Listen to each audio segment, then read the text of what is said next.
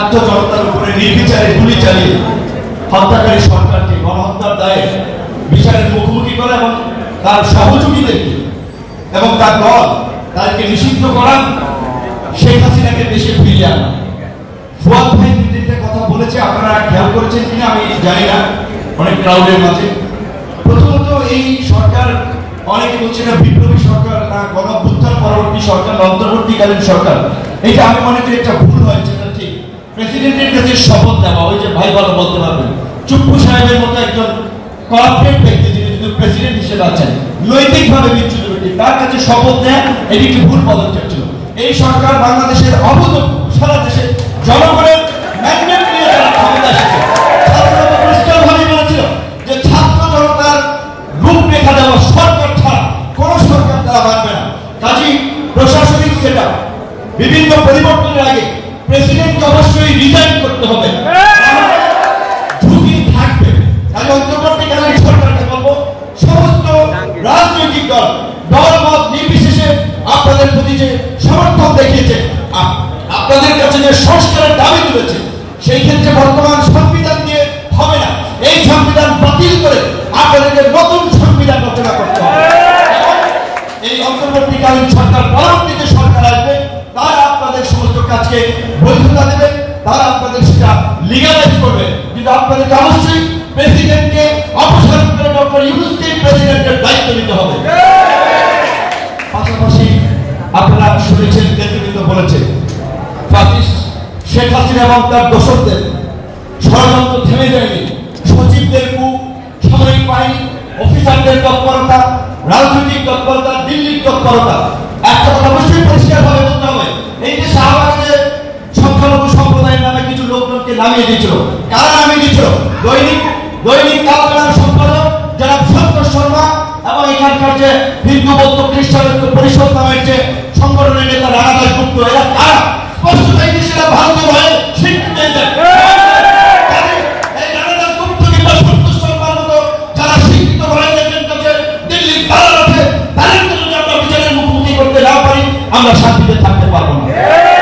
এইখানে সম্পদ হয়নি, কিছু হয়নি, দু একটি ঘটনা ঘটেছে, সেটি হিন্দুদের কারণে নয়, হিন্দুর পরিচয় না, সংখ্যালঘুর পরিচয় না, আওয়ামী ফ্যাসিস্টের সহযোগী হিসেবে দু একটা হয়তো দু একটি ঘটনা হয়েছে, কিন্তু আমরা এই ঘটনাগুলো চাই না। সবাই কাজ করছে। তারেক রহমান সাহেব এই পরপরই 5 তারিখের পরপরই আমার কাছে যতদূর জানা আছে সমস্ত রাজনৈতিক দলকে বলেছে, আপনারা সংখ্যালঘু সহ সবার নিরাপত্তা নিশ্চিতের জন্য আপনাদের নেতা কর্মীদেরকে কমিটি করে পাহারা দিতে পারেন। তাহলে তার মধ্যেও এই যে নাটকগুলো সাজাচ্ছে দিল্লির চলে না, দেশকে অস্থিতিশীল করার জন্য, এবং দিল্লির মিডিয়াগুলো কিভাবে মিথ্যা ফ্যাব্রিকেটেড নিউজ প্রকাশ করছে, এই আপনার গদির মিডিয়াগুলো, কাজী ষড়যন্ত্র থেমে নাই। সেই ক্ষেত্রে আমাদের অবশ্যই সতর্ক থাকতে হবে, সজাগ থাকতে হবে। এই যে কিছুদিন আগে ইসলামী ব্যাংকের লুটপাট করার জন্য আপনারা জানেন একজন ব্যক্তির পরিচয় এসেছে, রাজনৈতিক পরিচয়, এদের কারণে বিপ্লব ব্যর্থ হবে, এদের কারণে আমরা কলঙ্কিত হব, আমাদের দিকে আঙুল তুলবে। অলরেডি অনেক মানুষ শুরু করছে কিন্তু যে ভাই এক দখলদারকে হটিয়ে কি হচ্ছে আমার দেশে, এরা যারা, কাজে এরা যদি রাজনৈতিক দলের হোক, এদের বিরুদ্ধে অবশ্যই ব্যবস্থা নিতে হবে। মনে রাখতে হবে, এখনই কিন্তু কোনো রাজনৈতিক সরকার প্রতিষ্ঠা হয়, অন্তর্বর্তীকালীন সরকার প্রতিষ্ঠা হয়েছে, তারা আমাদের ম্যান্ডেট নিয়ে কাজ করবে, আমাদের সহযোগিতা চেয়েছে, আমাদের সহযোগিতা আমরা করবো। কিন্তু আমরা অন্তর্বর্তীকালীন সরকারের কাছে পরিষ্কারভাবে বলতে চাই, বাংলাদেশে আমরা দেখেছি বিভিন্ন সময় আন্তর্জাতিক ষড়যন্ত্র থেকে বিরাজনীতিকরণের প্রক্রিয়া হয়েছে। কাজেই অন্তিমে আমরা অবশ্যই আপনাদেরকে একটা অবাধ, সুষ্ঠু, নিরপেক্ষ নির্বাচন এবং রাষ্ট্র সংস্কারের রূপরেখা জাতির সামনে হাজির করতে হবে। আপনারা সেই রূপরেখা অনুযায়ী আপনারা যে সময় চাইবেন, সমস্ত রাজনৈতিক দল ঐক্যবদ্ধভাবে আপনাদেরকে সময় দিব, কিন্তু একটা নির্বাচিত সরকার বেশি দিন থাকে, বিদেশি বিনিয়োগ করেন, বর্তমান বিপ্লবোত্তর পরিস্থিতি করেন, সেটা নিয়ন্ত্রণে আনা তাদের জন্য ডিফিকাল্ট হবে। এখনো কিন্তু আপনার শতভাগ পুলিশ কর্মস্থলে যোগ দেয় নাই, পুলিশকে ডিমোটিভেট করা হচ্ছে। কাজে আমি মনে করি বিএনপির মতো একটা রাজনৈতিক দল যাদের ইউনিয়ন পর্যায়ে পর্যন্ত একটা বড় কাঠামো রয়েছে, পুলিশ প্রশাসনের সাথে আলোচনা করে তাদেরকে অভয় দিয়ে পুলিশি ব্যবস্থাকে দ্রুত সময়ের মধ্যে ফ্যাকশন করতে হবে। প্রয়োজনে সামরিক বাহিনীর ঝুঁকিপূর্ণ এলাকাগুলোতে তারা সহযোগিতা দেবে। কিন্তু আইন শৃঙ্খলা পরিস্থিতি যদি স্বাভাবিক না হয়, আইন শৃঙ্খলা পরিস্থিতি যদি সরকারের নিয়ন্ত্রণে না আসে, তাহলে কিন্তু নৈরাজ্য চলবে। দ্বিতীয়ত, আমরা পরিষ্কারভাবে প্রধান উপদেষ্টা সহ সমস্ত উপদেষ্টাদের সাথে আমরা পরিষ্কারভাবে দাবি জানিয়েছি এই যে 15 আগস্টের ছুটি বাতিলের বিষয়।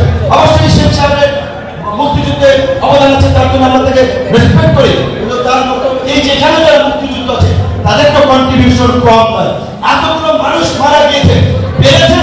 আওয়ামী লীগ 15 বছরে মুক্তিযুদ্ধের চেতনার কথা বলে মুক্তিযোদ্ধাদের শহীদদের একটা সঠিক তালিকা তৈরি করতে কাজী উলফাত ভাই, সাদিক ভাই সহ মুক্তিযুদ্ধ দলের প্রতি আমাদের আহ্বান থাকবে, মুক্তিযুদ্ধ উপদেষ্টার সাথে আলোচনা করে আপনারা জীবিত আছেন, আপনাদের সহযোগীরা বিভিন্ন এলাকায় এখনো জীবিত আছে, প্রকৃত অর্থে মুক্তিযুদ্ধে কত শহীদ হয়েছিল তার একটা তালিকা আপনারা করে দিয়ে জাতির সামনে উপস্থাপন করবেন।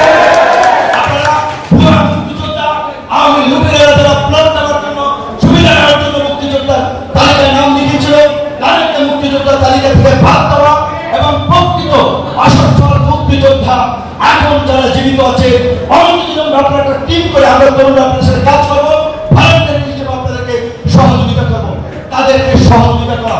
শেখ মুজিবের আপনার মৃত্যুবার্ষিকীতে 450 কোটি টাকা বাজেট হয়। বীরশ্রেষ্ঠ রুহুল আমিনের ছেলে 21 টিভিতে রিপোর্ট প্রকাশিত হয়েছিল 4-5 বছর আগে, পানি টানে আর একবারে কামলা দেয়। এই মুক্তিযুদ্ধের চেতনা আছে, মুক্তিযুদ্ধের যে ন্যারেটিভ আওয়ামী লীগ একটা শেখ মুজিব কেন্দ্রিক তৈরি করা আছে, মুক্তিযুদ্ধের প্রকৃত ইতিহাস এবং ন্যারেটিভ জাতির সামনে তুলে ধরার জন্য আপনাদের মতো যারা জীবিত মুক্তিযোদ্ধা আছেন, আমি মনে করি এখন উপযুক্ত সময়ে ছাত্র তরুণদের মাঝে আপনাদের প্রকৃত ইতিহাস শুনিয়ে দেওয়া, জানিয়ে দেওয়া, সব কিছু পরিবর্তন করে গেছে। আমার আরেকটা যেটা আমরা বলেছিলাম, এই গণহত্যাকারী রাজনৈতিক দল আওয়ামী লীগ এবং তার দোসরদেরকে যদি বাংলাদেশে রাজনীতি থেকে নিষিদ্ধ করা না হয়, ওরা অস্থিতিশীল করবে এই দেশকে।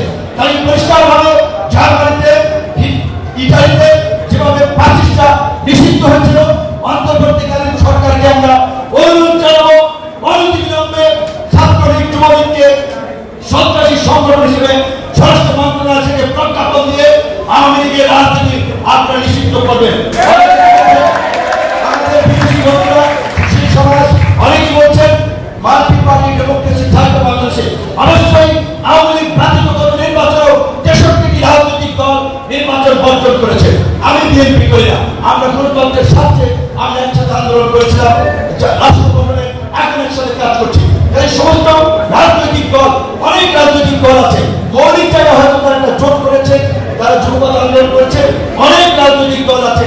এই ফ্যাসিস্ট আওয়ামী লীগের এই দেশে নিষিদ্ধ করা হলে বিন্দুমাত্র ক্ষতি হবে না, কিন্তু এই দায়িত্ব রাষ্ট্র সংস্কার যেমন অন্তর্বর্তীকালীন সরকার করবে, বিপ্লবোত্তর গণঅভ্যুত্থান পরবর্তী অন্তর্বর্তীকালীন সরকারকে অনতিবিলম্বে এই আওয়ামী লীগকে নিষিদ্ধ করে পরিপত্র জারি করলে দেখবেন আওয়ামী তৎপরতা বন্ধ হয়ে যাবে, ষড়যন্ত্র বন্ধ হয়ে যাবে। এবং দিল্লিকে আমরা পরিষ্কার বার্তা দিতে চাই, তোমরা গত 15 বছরে গুম, খুন, ভারতীয় তাণ্ডব চালাতে আওয়ামী ফ্যাসিস্টের তোমরাও সহযোগী ছিল। তোমাদের বিরুদ্ধে দাঁড়িয়ে আমরা নির্বাচন পরবর্তী ভারতীয় বঙ্গবাহিকা ভারত আধিপত্য এবং আগ্রাসনের বিরুদ্ধে লড়াই করেছি। কাজে তোমরা যদি এই দেশকে আবার নতুন করে স্থিতিশীল করার চেষ্টা করো, আওয়ামী লীগের পুনর্বাসন করার চেষ্টা করো, তোমাদের সাথে সম্পর্ক ভালো হবে না। আমরা পরিষ্কার কথা, প্রতিবেশীর সাথে ভালো সম্পর্ক আমরাও চাই, কিন্তু সেই সম্পর্ক হবে দুদেশের নাগরিকের স্বার্থ সংশ্লিষ্ট ন্যায্যতার ভিত্তিতে, গোলামের ভিত্তিতে নয়। ডক্টর ইউনূস সাহেব বলছেন পরিষ্কারভাবে, তোমাদের 7 সিস্টার্স কনসার্ন আমাদের পার্বত্য চট্টগ্রামকে তোমরা স্বাধীনতার পরবর্তী থেকে ঐতিহ্যশীল করে যাচ্ছ। এইখানকার কিছু এজেন্ট বানিয়ে দেশের মধ্যে মন্দিরে হামলা, পূজার মণ্ডপে হামলা করে এখানে সাম্প্রদায়িক দাঙ্গা পরিবেশে দেখিয়ে ঐতিহ্য করার চেষ্টা করেছ। এইগুলো যদি পরিহার না করো, বাংলাদেশের জনগণ তোমাদেরকে ক্ষমা করবে না। সর্বশেষ আমি আমাদের আন্দোলনকারী, বিশেষ করে আপনারা একটা বিষয় লক্ষ্য করছেন কিনা আমি জানি না, মারা গেছে যারা শ্রমিক, ওই যারাই কাজ করে, সবজি বেচে, হকারি করে, এই আন্দোলন ছাত্ররা নেতৃত্ব দিয়েছে। ছাত্রদের সাথে কৃষক, শ্রমিক, আপনার জনসাধারণ অংশ নিয়েছে। সরকার যদিও বলেছে তারা তালিকা করছে, আমি সরকারের প্রতি দাবি জানাবো অবশ্যই এই নিরন্তর আহত ছাত্রদের যথাযথ ক্ষতিপূরণ, পাশাপাশি হাফিজ ভাইয়ের নেতৃত্বে একটা কমিটি করে যদি আমাদের এই পরিবারগুলোকে সরকার কতটুকু কি করছে, কারণ সরকার এটা সবসময় পরিপূর্ণভাবে হয় না, এইটা একটা তদারকি করে আমি মনে করি এটা খুবই ভালো হবে। আমি এটা দাবি জানাবো যে আহত এবং নিহত ছাত্ররা যথাযথ ক্ষতিপূরণ পেয়েছে কিনা, তাদের পরিবারের কি অবস্থা, এটা হাফিজ সাহেবের নেতৃত্বে একটা কমিটি করে মুক্তিযোদ্ধারা তদারকি করবে। আল্লাহ।